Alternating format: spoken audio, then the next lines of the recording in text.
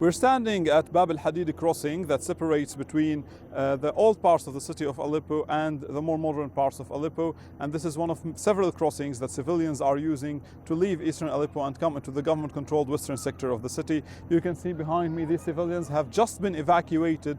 They are being moved using trucks, buses and other means of transport. Some of them have no credentials, some of them has absolutely no money, they don't have anything.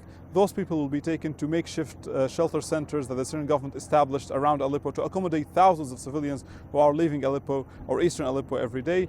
Other people had relatives, and their relatives came to this area, picked them up, and now they're living with their relatives. The situation in Aleppo is developing very quickly. The Syrian army seems confident it will be able to retake the city by military means before the end of 2016. Other Syrian army officers are more optimistic. They say they could take the city within weeks, if not days.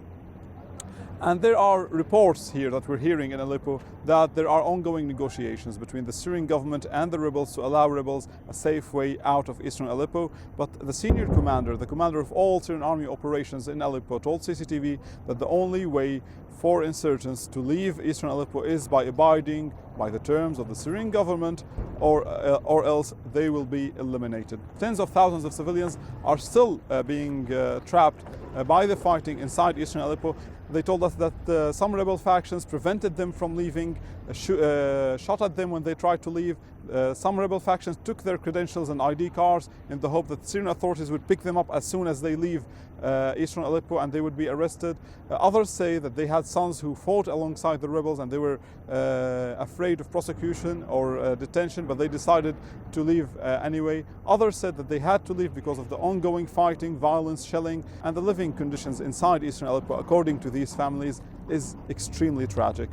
No food, low supplies of water, absolutely no electricity unless you have a lot of money, because there are some people inside who own generators. I spoke with children who are 12 and 13 years old who told me that they haven't been to school in the past 4 years since the rebels first moved in on eastern Aleppo.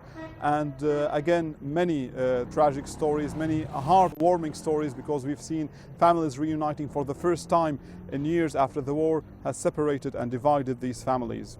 From the crossing point of Bab al-Hadid, Alaa, Ebrahim, CCTV.